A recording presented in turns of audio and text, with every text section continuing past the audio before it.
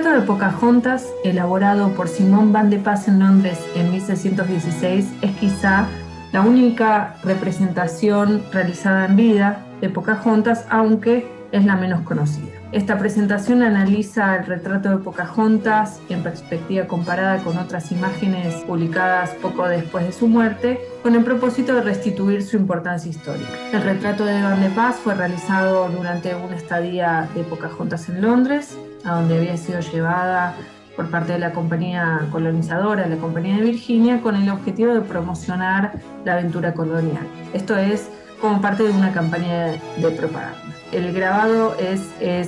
vendido como estampa conmemorativa de la visita de Pocahontas en Londres, y 2 años después, en 1618, es incorporado en Basileología o Libro de Reyes, lo cual reflejaba el reconocimiento por su condición principesca, ya indisolublemente ligada a la historia de la monarquía inglesa. El joven grabador alemán, él también perteneciente a un linaje, pero de artistas renombrados, poco antes había completado el retrato del capitán John Smith, quien había sido presidente de la colonia durante sus 2 primeros y dramáticos años, y a quien la literatura vinculó románticamente con Pocahontas. Más adelante, Van de Pas habría de retratar nada menos que al rey Jacobo. En el retrato de Pocahontas pueden verse algunos signos del elevado estatus de la figura, los más destacados de procedencia inglesa. El sombrero de copa alta era por entonces de uso exclusivo de las damas de la aristocracia inglesa, tal como se muestra en retratos de la reina consorte Ana de Dinamarca. Y si bien la vestimenta ennoblece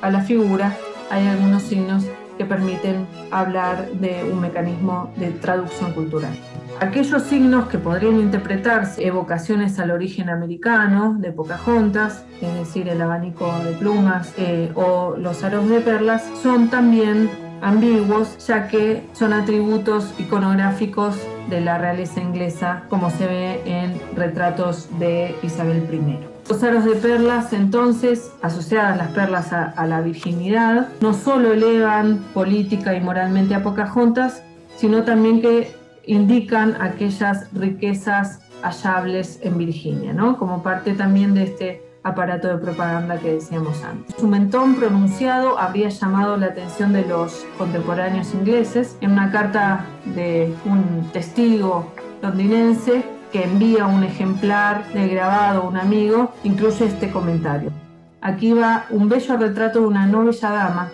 que por su ostentoso y elevado estilo y títulos podría hacer pensar que ella y su excelentísimo esposo son gente importante. Pocahontas vuelve a aparecer en la antología de aventuras americanas de John Smith en General History en 1624, cuando alude al famoso episodio del rescate por el cual él, a punto de ser ejecutado por Powhatan, es salvado por la intervención de Pocahontas, quien suplicó a su padre por la vida del inglés y ofreció su vida para salvarlo. Pocahontas, con este acto, habría no solo permitido que siguiera con vida, sino que habría iniciado un periodo de paz en el que ingleses e indígenas intercambiaron artículos vitales para la supervivencia del fuerte, esto es carne de venado y grano, a cambio de objetos de metal y armas de fuego requeridos por Powhatan. El mismo episodio de rescate es incorporado en el último tomo de la colección de grandes viajes de Theodore de Brie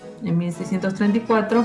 donde se ve a Pocahontas ofreciendo su cabeza con una clara cabellera para salvarla de Smith. Esa paz basada en el intercambio fue efímera y ya para fines de 1609 se encuentran en una guerra sin retorno. Pocahontas vuelve a aparecer en escena como una figura importante en la historia de la colonización, porque los líderes de la colonia deciden raptar a Pocahontas para forzar a Powhatan a restablecer la línea de intercambio, abastecer el fuerte y entregar algunas armas de fuego que tenían su poder junto con unos rehenes ingleses. El rapto en el poblado donde vivía Pocahontas, casada ya con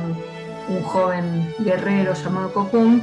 es un episodio violento del que resulta muerto Cocoon, y como podemos ver en el grabado por el incendio del poblado, habría afectado seriamente a la población. En el fuerte, Pocahontas, convertida, como se dijo, al cristianismo, recibe su nombre Rebeca, es dada en matrimonio a John Rolfe y nace muy poco después su hijo Thomas. Muy poco se sabe de la vida de Pocahontas en el poblado inglés de Virginia, hasta que vuelve a aparecer en abril de 1616, cuando es llevada junto con una comitiva de 10 o 12 miembros de su comunidad, entre ellos un consejero de Powhatan llamado Utamatoking, quien había sido enviado por aquel para que informara cómo se componían las fuerzas de los ingleses en su tierra de origen. Pocahontas y Thomas son alojados por la Compañía de Virginia en una posada cercana a la Catedral de St. Paul, y a los pocos días es presentada en la corte y es tratada como una princesa. Pocahontas y el consejero de su padre, Utamatoking, fueron invitados la víspera de Noche de Reyes de 1617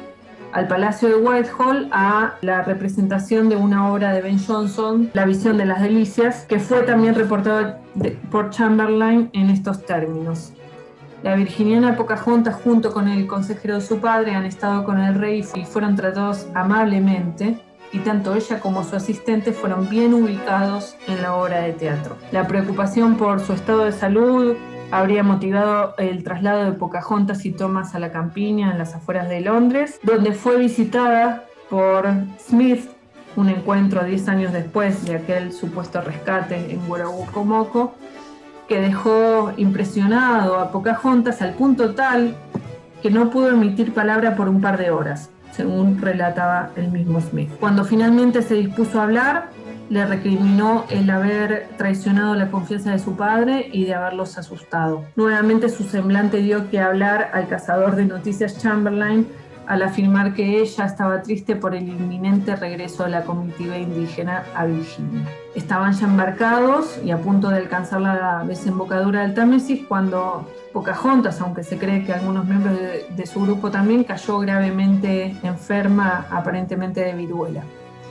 En una posada de Gravesend, condado de Kent, falleció el 21 de marzo de 1617. Y aquí está, como podemos ver, el registro de defunción de Pocahontas, que todavía se conserva. Mientras el curso de la historia iba borrando la presencia indígena en Virginia ante el avance implacable de las plantaciones y de los poblados coloniales, como así también de la violencia y las enfermedades que por su parte hacían su letal guerra silenciosa, la historia y la literatura exaltaron la figura de Pocahontas, lo hicieron en tanto símbolo del mestizaje que nunca tuvo lugar, depositaria ella de ambiciones de dominio colonial inglés, en el que la nobleza local quedaría sometida pacíficamente. A una década de su muerte volvió a aparecer expresamente en una obra de Ben Jonson, donde hace alusión a la, cito, bendecida Pocahontas, hija del gran rey de Virginia que estuvo en el seno de una taberna, en alusión a su paso por Londres en 1616. La literatura del siglo XIX explotó el romance que nunca existió entre ella y Smith, lo cual era en todo coherente con la idea de Pocahontas como colaboradora de la empresa colonial, y otro tanto hizo la pintura, con representaciones como vemos ahora, donde Pocahontas cada vez más se asemeja al ideal de belleza europeo. La industria cultural encabezada por Disney y Hollywood se hizo eco de aquellos convencionalismos narrativos en los que todavía hoy se presenta a Pocahontas como aquella joven nativa que encarnó la gloria del imperialismo inglés. Desafiando a la mitología que rodea a la figura de Pocahontas como símbolo del avance de la civilización, el retrato de Simón Van de Paz, única representación hecha en vida, devuelve al personaje a su lugar en la historia de la colonización inglesa.